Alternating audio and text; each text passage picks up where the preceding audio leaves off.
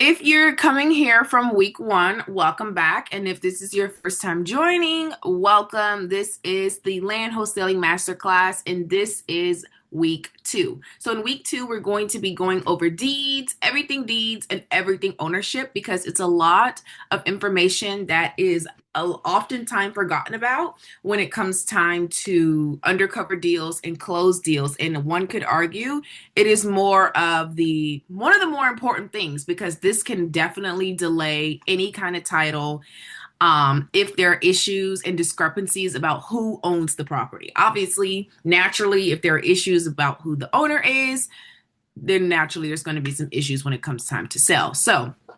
So, jumping into just kind of my introduction, I am Imaya, also known as the lot dealer. That is the name that I obviously market with, the lot dealer, but my name is Imaya.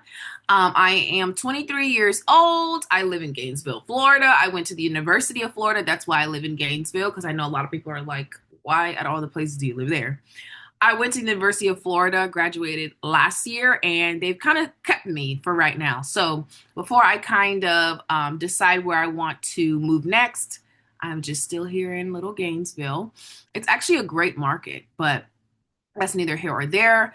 I've closed multiple deals by now. I've started wholesaling about a year and a half. Well, I guess almost 2 years now. I've closed almost 20 deals, some of them being JVs, most of them being on my own. And now I basically just teach others how to navigate the wholesaling world. The land space specifically, I don't wholesale houses. I tried it, wasn't my cup of tea. So I'm just going to stick to the land, honey. I'm going to stick to the land because for reasons that I'm going to get into a little bit more, it's just a lot easier that you can do virtually. You can do it from anywhere. So for example, with houses, you pretty much need to usually go to the house, get some photos, like, talk to the seller. It's a little bit more intricate because, you're working with someone's grandmother's house or their home or their mom's home or a family's home that's been in their family for years and years and years. There's just a lot more emotions tailored and involved to homes that I just personally was not interested in. I was working full time as a dental assistant when I first started, so it just didn't go hand in hand as far as how much like time on demand that it needed to do houses. So I just do land wholesaling right now, but I'm loving it, and I honestly wouldn't see myself switching over to houses. Still, I think that there's so many opportunities in land, whether it be a commercial land or agricultural land, whatever the case may be, to which like there's too much opportunity here, and it's so simple and repetitive. It just doesn't get any better, in the opinion of me, of course.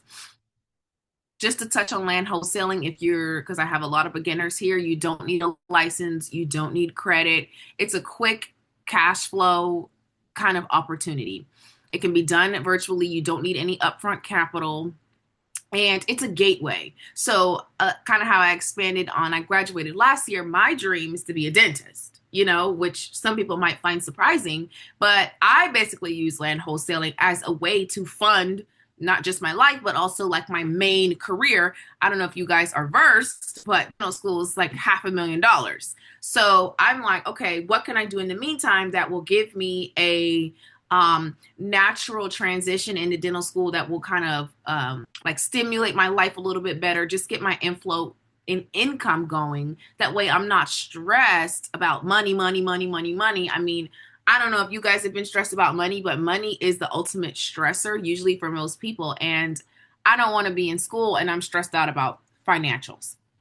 So I'm using basically land wholesaling as a way to reach my dream goals. And whether your dream goals are fix and flips, rental properties, buying your own land, or just even going back to school and just paying for your schooling, that's kind of the opportunity that I can present for you. For me personally, I was able to quit my job, completely focus on my prereqs, completely focus on, studying for my DAT, and obviously pouring into my academy and teaching other young entrepreneurs how to do the exact same thing. I love land wholesaling. I will always advocate for it. Um, so that's really just my why.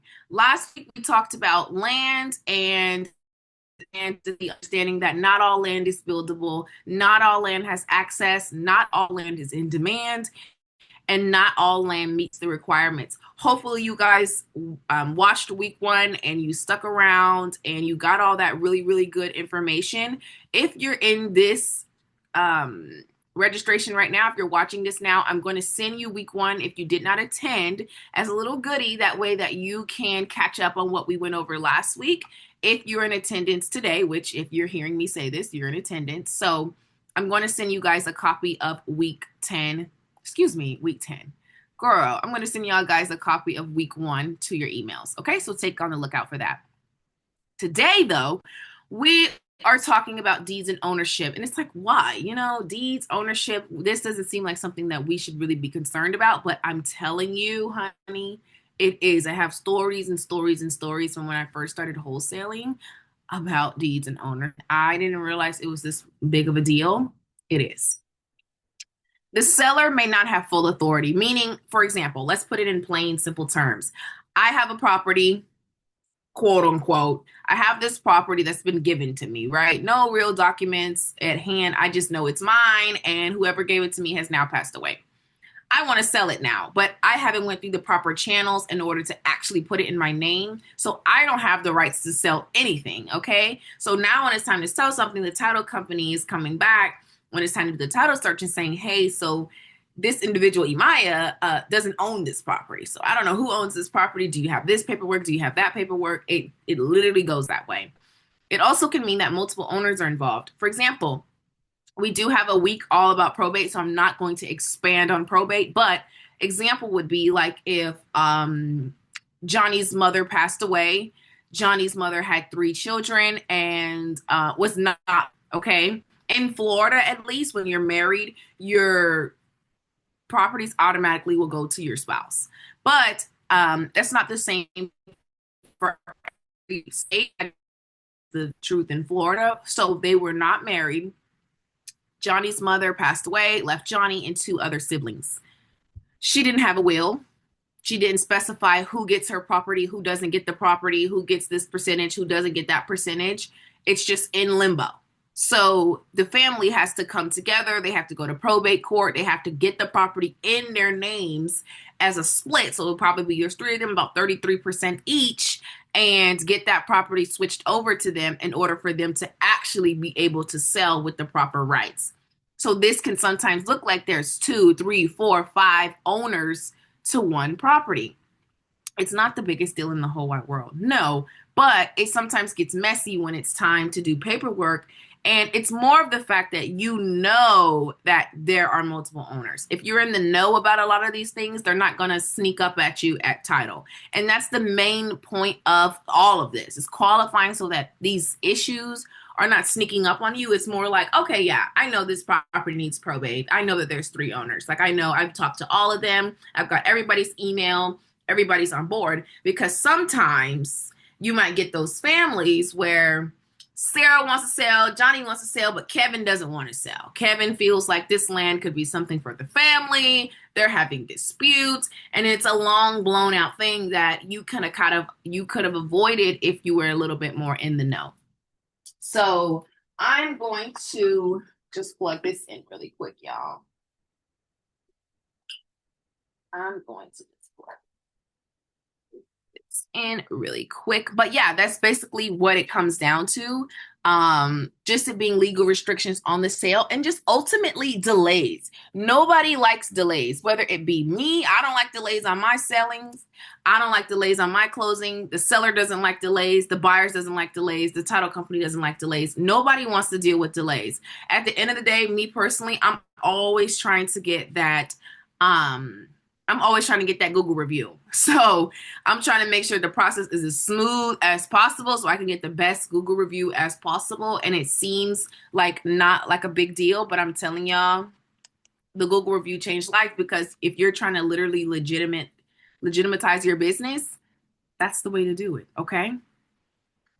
Now, what does this even mean? Like, what are the things that I'm saying even mean? If the land works, so that means you went through the zoning requirements, everything checks out there, there's no wetlands on the property, everything looks good.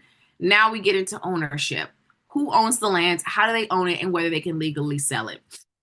I touched on this already, but it really comes down to who owns this property. And then it gets into like, well, how am I going to know, Imaya? Like, how do I know who owns it? How do I know what the process is?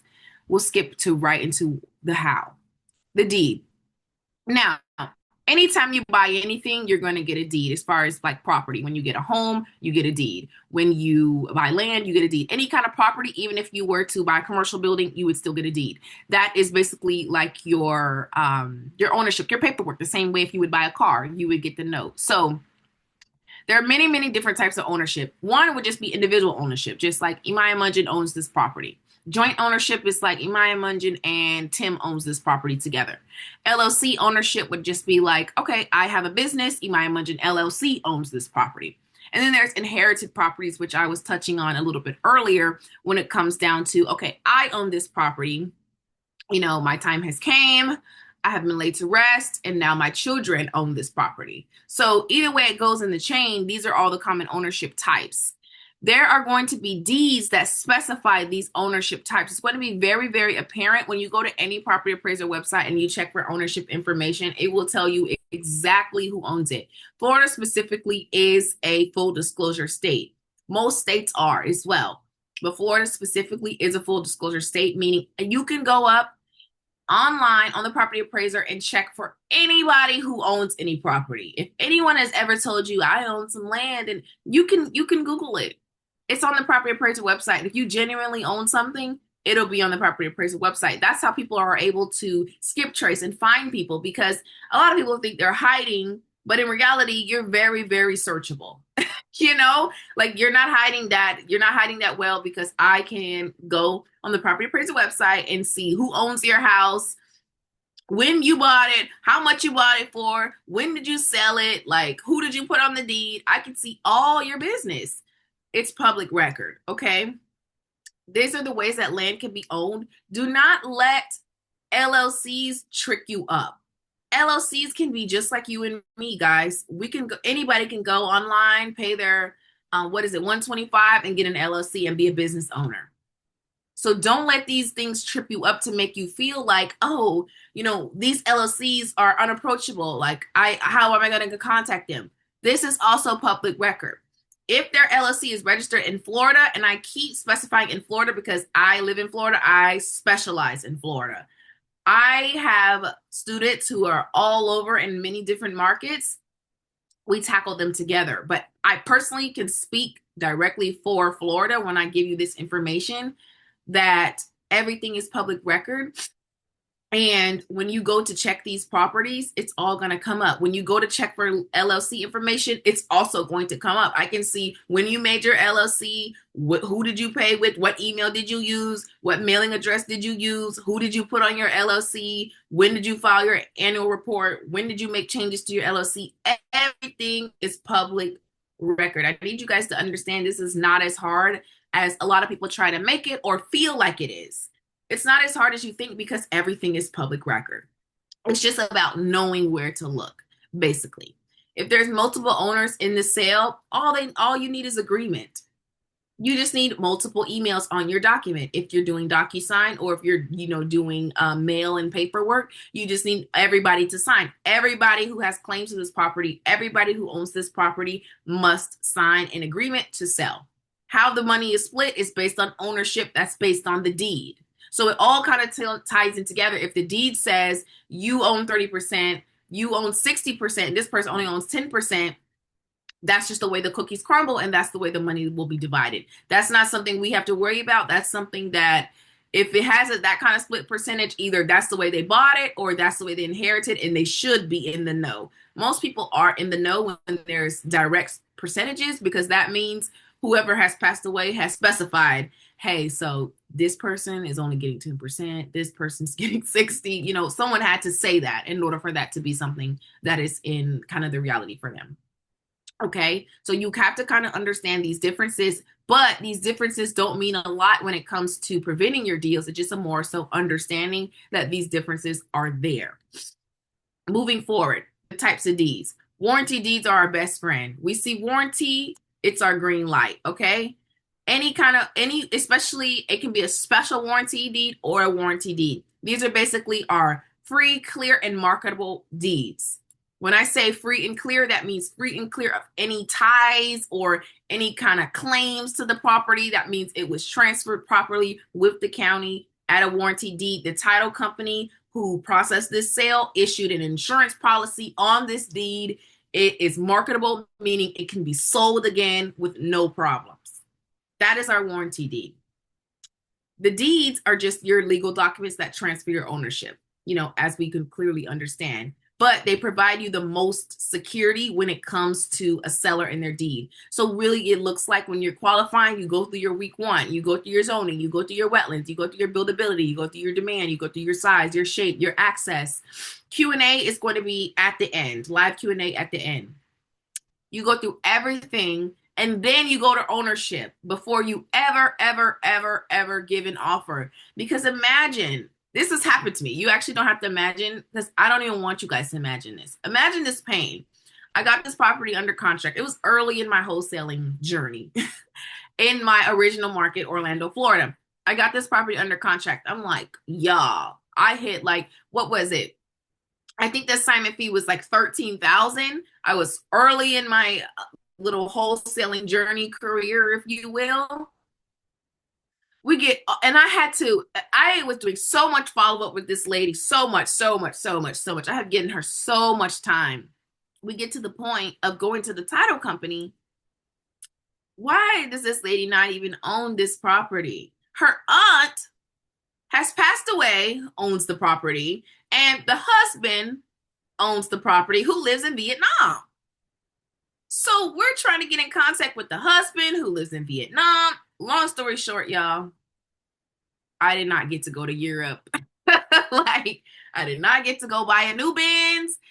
It did not work out. And I was very upset, but it's like, I can only be upset at the fact that I was not able to find these issues ahead of time. That's what I'm here for today. Warranty deeds are your best friend.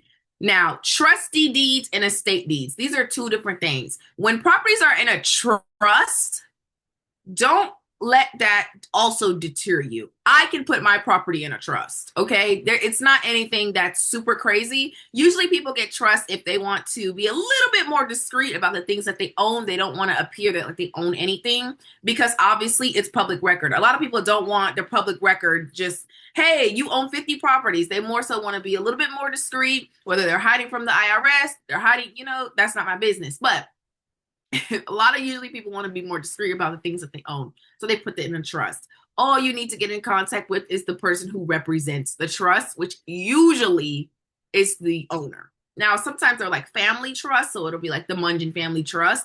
And again, you just get in contact with the person who is the representative of the trust, which is also public record.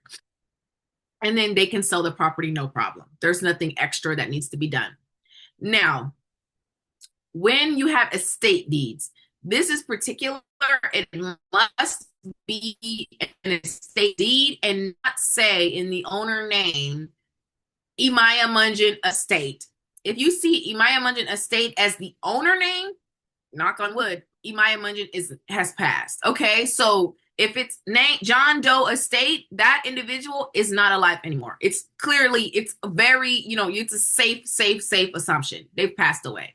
Their property is in limbo. Who does it go to? There was no will. Likely there was no will. If there was a will, it would have automatically started the process.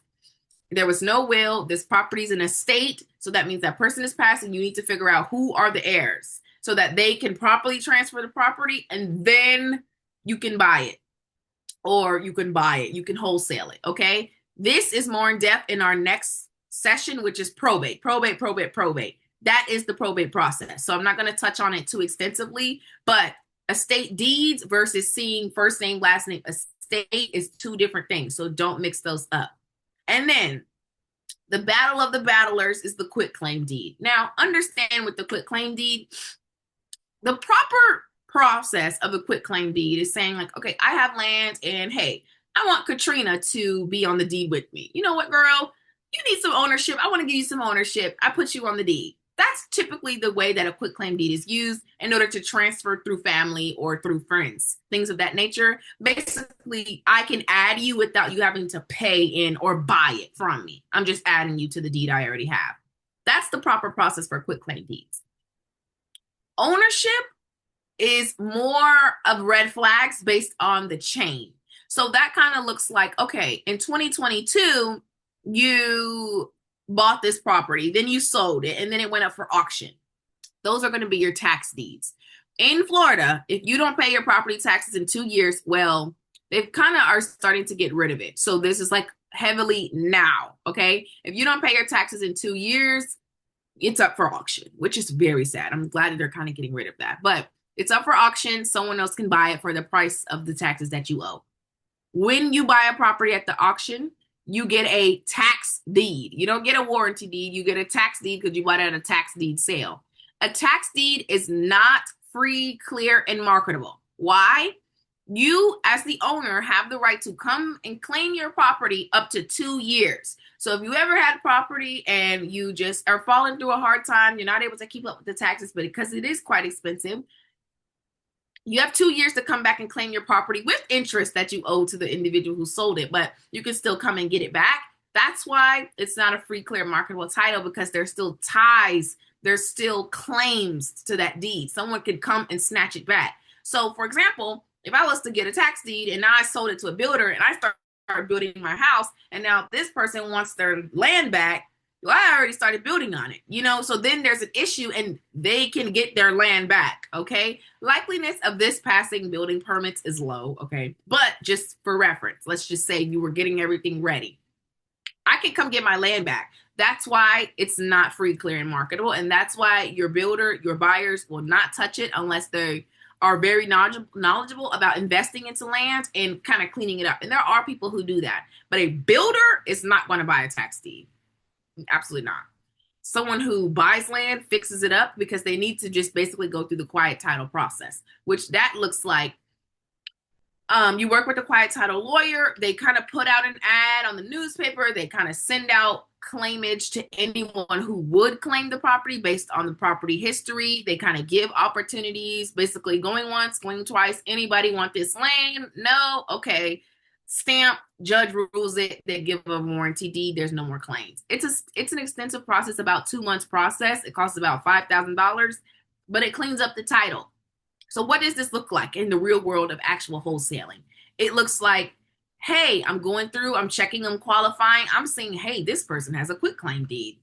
Okay. I'm not seeing that I'm seeing this person has a tax deed. Okay. I'm not seeing a warranty deed that has came after it, meaning I'm not seeing any proof of quiet title. I need to say, hey, Mr. Johnny, because they could be easily doing it right now, okay? Or they could have just finished yesterday. Like, you never know. So, hey, Mr. Johnny, I'm reaching out to you. I do want to purchase the property. I love that you're interested, but I do see that you have a tax deed.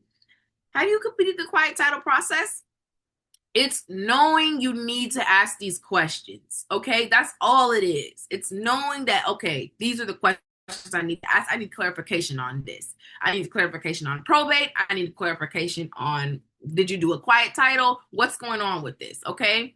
If you don't know to ask this, I promise you the seller will try to get away with anything. If you don't catch it, they don't care. I've had a realtor try to sell me a lot with no access points, no road access at all. If you will buy it, they will sell it. Understand that. So you have to be able to do your due diligence, and you do not want to fall in the category of being a wholesaler. And now, one could argue that the buyer should have done their due diligence, but I have seen it with my own 2 eyes. I'm working with a buyer that I did not wholesale this property to them. They have a property that they have bought with no access. None. They come to me because, this is my original, like my first buyer ever. I tell this story all the time, but it's my buyer bestie. He comes to me. He's like, Maya, I bought this lot from this wholesaler. Like, I'm pissed. Please help me. Please help me. I need access. Please help me. I have went through this. We had to do a title claim together. I've facilitated the whole process because he is Brazilian. I facilitated this whole process. Literally, it's just finalizing this April 1st, and we started it last year for him to try to get access to this property. You don't want to be that wholesaler that sold him a lot that has issues. Okay, you just don't want to be that person. Check the properties first. In summary, warranty deeds are green light deeds. Beautiful. Love them. A plus. Estate deeds and trustee deeds, as long as they're deeds and as long as they have clear ownership on the deeds, perfect. Beautiful. Quitclaim deeds are fine as long as they do not come directly after a tax deed. Let me expand on this. If I have a tax deed, it's not clear, it's not marketable. Okay, it's not insurable by the title company because there are claims on it. And then I try to use a quitclaim deed and say, hey, well, the title company is not going to insure this, but I can give you a quitclaim deed that gives you it. Basically, a transfer. Okay, I've seen it all the time. This is how they try to get by. They will just transfer it in a quitclaim deed, meaning, hey, so all the claims I have on this property, you now have those claims on the property. It's not a clean transfer through a title company. Anybody can write up a quitclaim deed, have it signed, and record it with the county. Understand that. That's how they're trying to get by. If a quitclaim deed comes after a tax deed, that's a red flag. If a quitclaim deed comes after a warranty deed, that's okay. So don't just run away from all quitclaim deeds. Look at the history of ownership.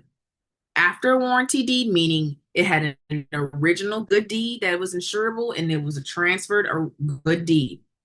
A tax deed, uninsurable transfer to a quitclaim deed. Do you see what I mean? You're transferring a good deed, you're transferring a bad deed. Basically is the process. It's not good or bad deed. It's just a matter of, well, what we need it for, it's not going to work. Okay. Hopefully that's clear. And if anyone has questions about that, I can expand on it more, but that's the basis of it. Okay. Really, it's like identifying which deeds are your red flags, or more so like just ask questions, need clarification, just understanding which deeds fall into those categories and understanding, what to do after that. Now, what does this look like? It's going to look a number of things.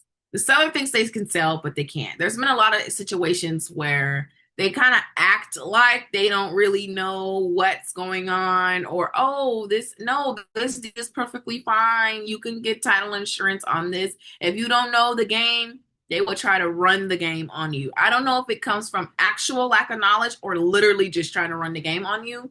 Who knows? But it happens. I have sellers tell me all the time, yes, we have utilities. Yes, we have this. Yes, we have that. And you check and they don't. So you must check. You cannot take their word for it. Unfortunately, you must check.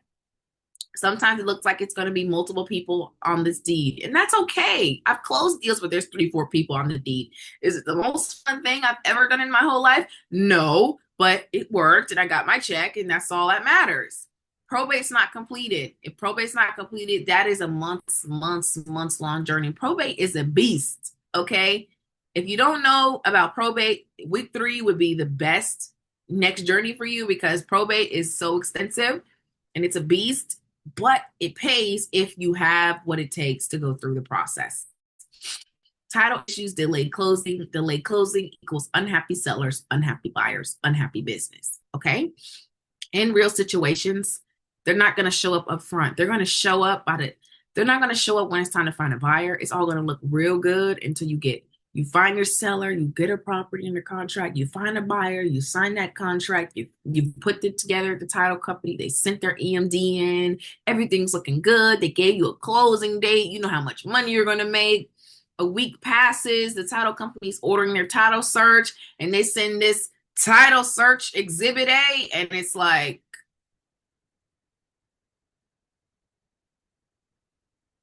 but you could have caught it in the beginning before you even had a conversation with the seller. It's not hard, guys. It's really, really easy to spot. It's just a matter of knowing how. If a seller thinks that they can sell, this also is an opportunity for you to educate them. I always believe in educating the seller because sometimes they genuinely just do not know, and that's okay. If they were inherited the property, they don't really know. I don't really know. Like if someone inherited, now I probably would know, but if 2 years ago someone tried to give me some property, I wouldn't know about deeds and title company and this and that and all of that jazz. I wouldn't have any clue. So if someone just gave me some land 2 years ago, okay, well, I'm gonna sell it, Not knowing what I know now, I would keep it and, hold it and later sell later. But besides the point, some people just genuinely do not know. So you can use this opportunity to then educate them. And I'm telling you, when you are able to provide someone information about their own property, they will be more willing to work with you. One, because you know what you're talking about. And two, because you even sat down to give them the time instead of just being like, instead of ghosting them or just not being interested. You gave them the time to actually explain what's going on. And a lot of the times there is a solution. There's not just like, hey, so this land can never be sold again.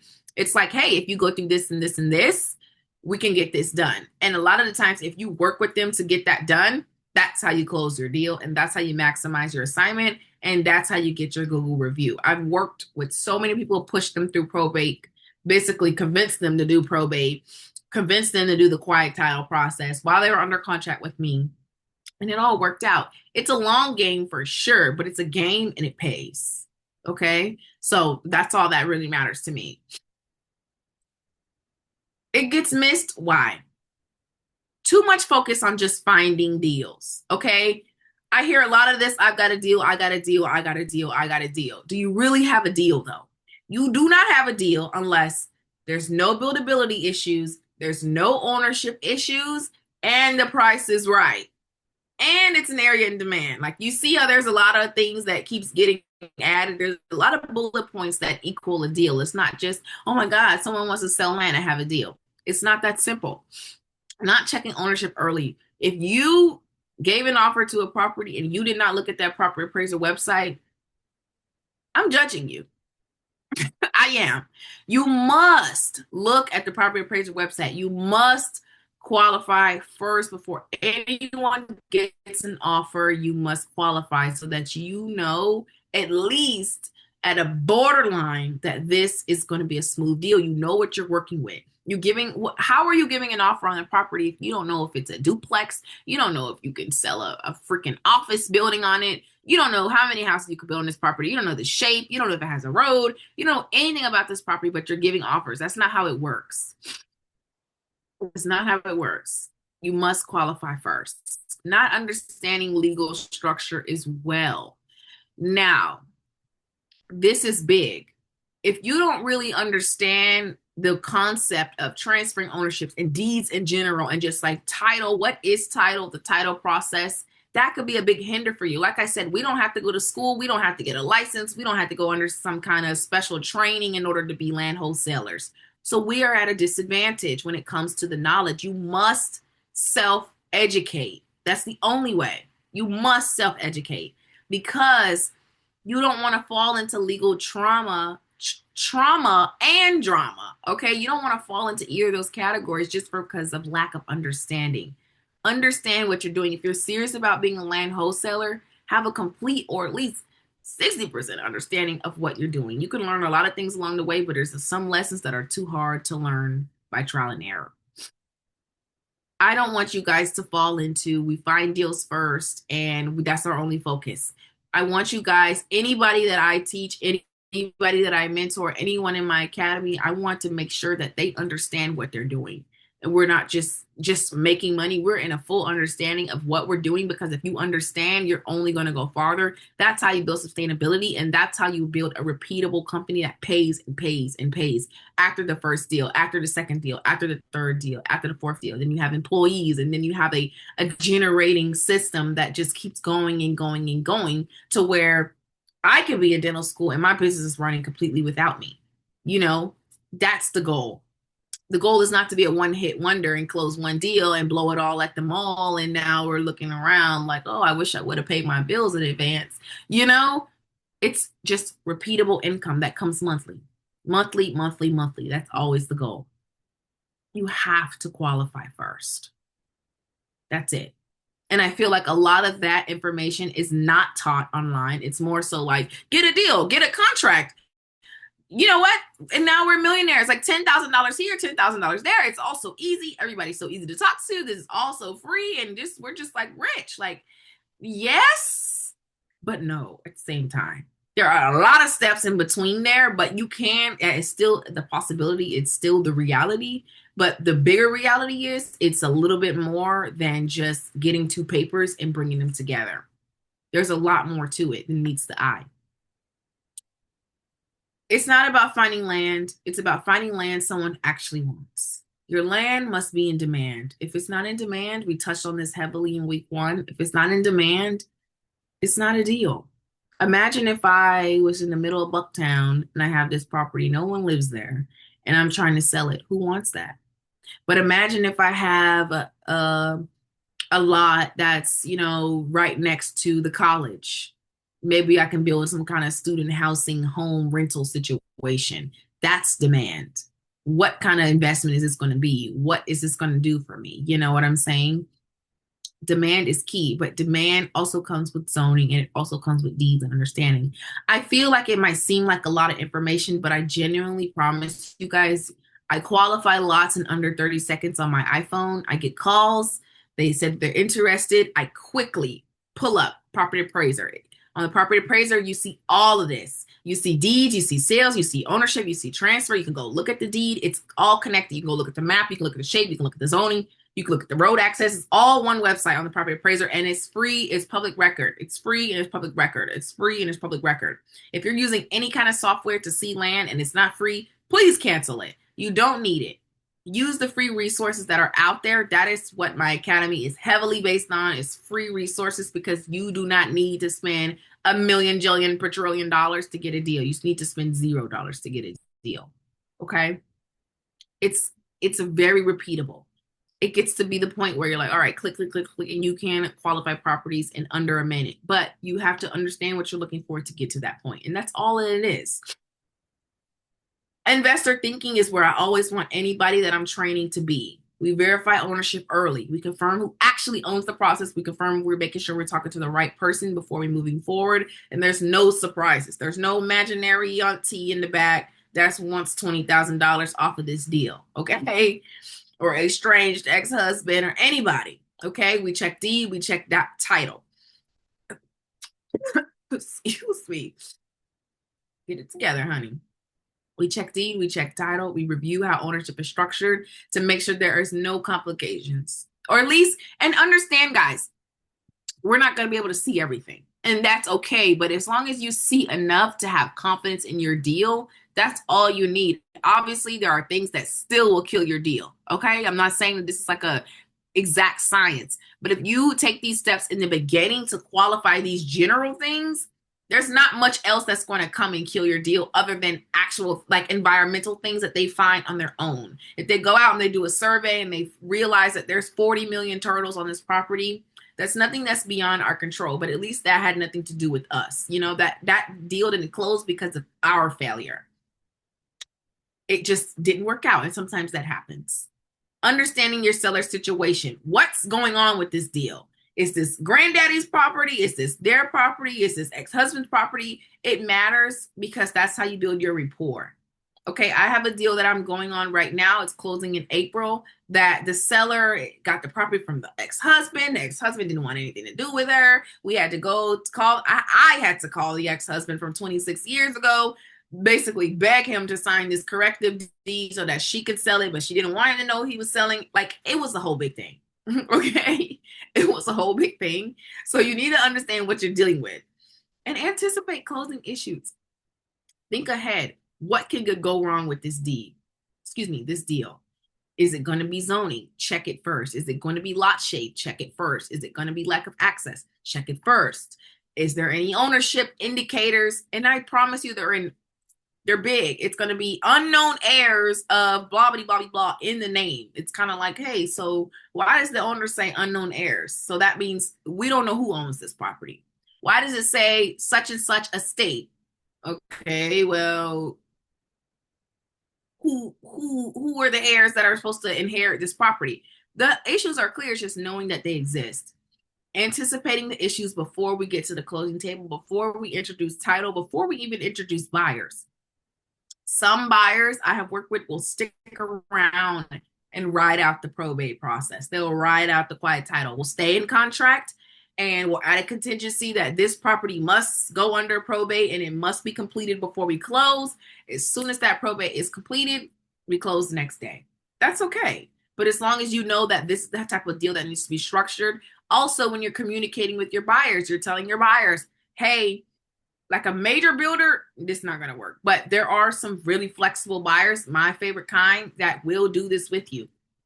You let them know ahead of time, hey, this deal is going to be a probate deal. It's ready. It's going under the probate process. It'll be ready in about a month, but I can get you under contract with it, and we could just make it contingent that probate goes smoothly. Let's get it done.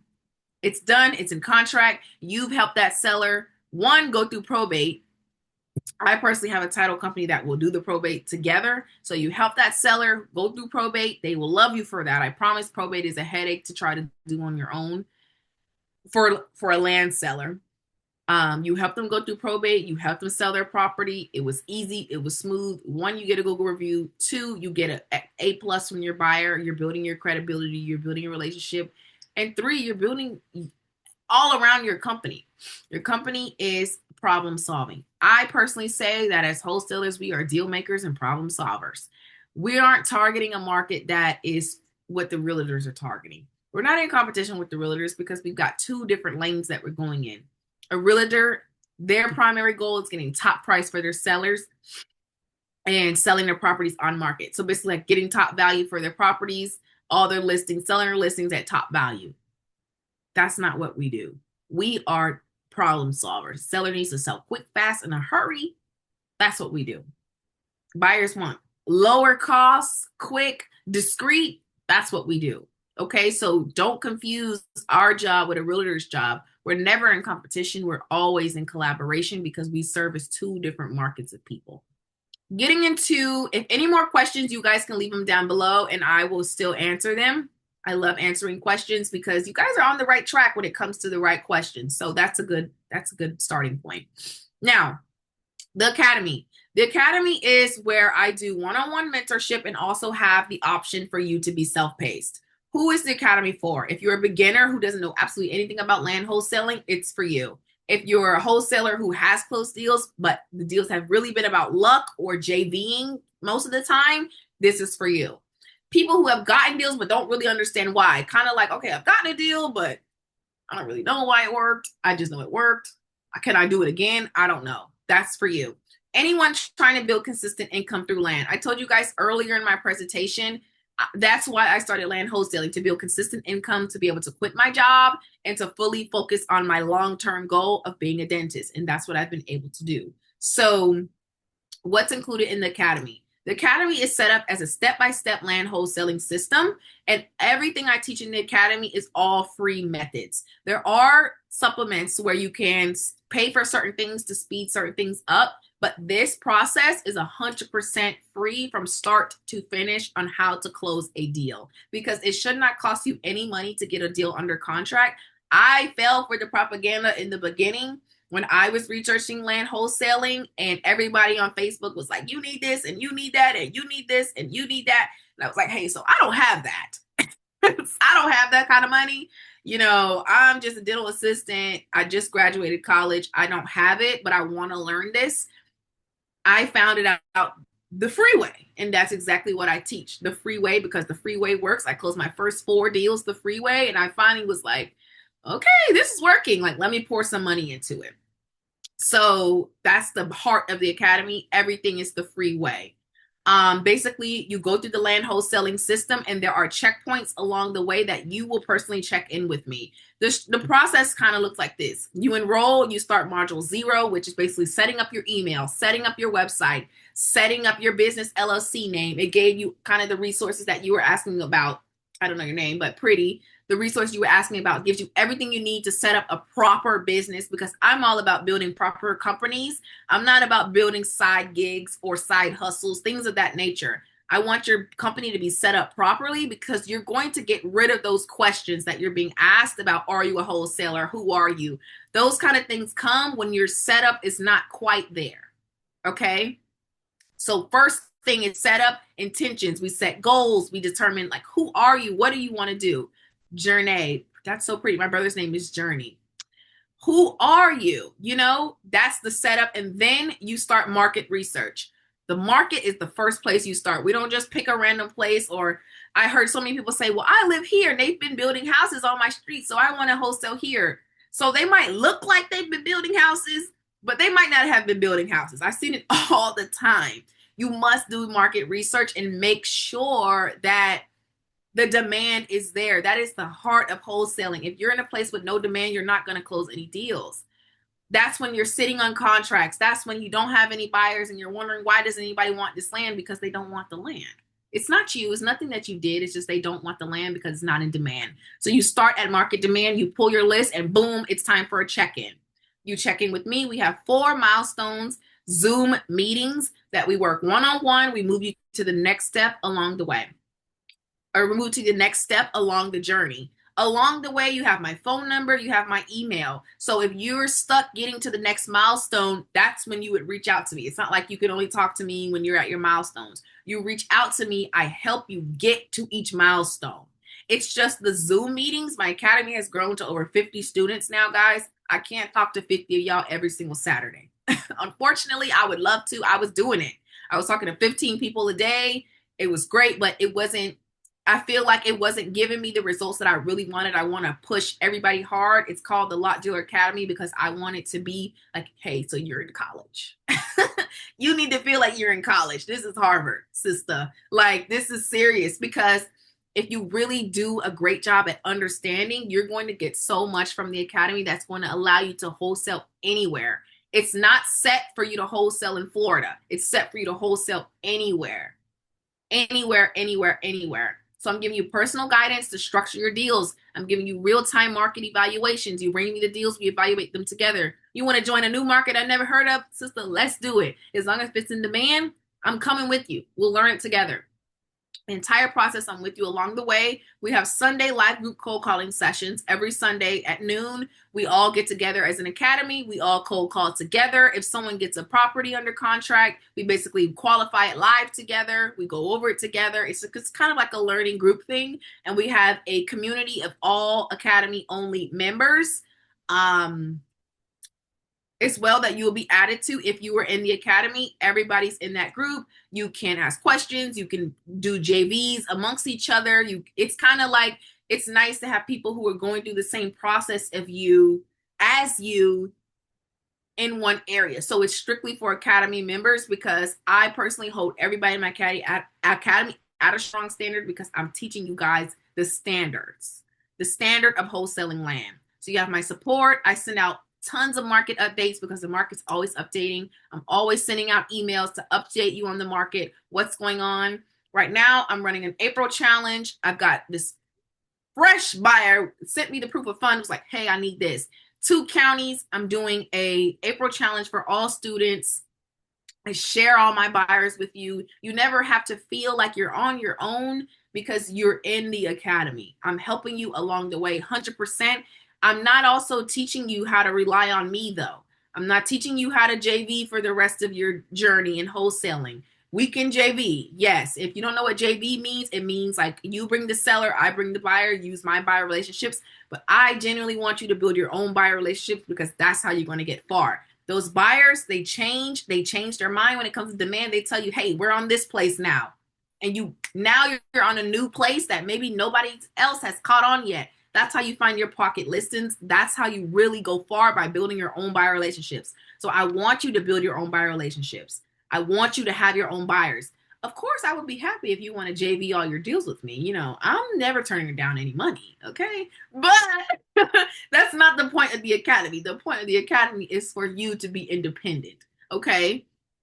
That's what the academy is, Lauren. Hopefully I answered your question. There is a self-paced option for my people who maybe just wants to go at their own pace. They can easily learn things on their own just by looking at some, not paperwork, but they can easily look at things on their own. The academy is video training showing you exactly how to do certain things. There's like an offer generator where you make safe offers, meaning, remember when I was telling you guys about how to make offers when you don't have a buyer? I call them safe offers. There's a template. You literally type the numbers in and it tells you, make this offer. It's extremely error-free.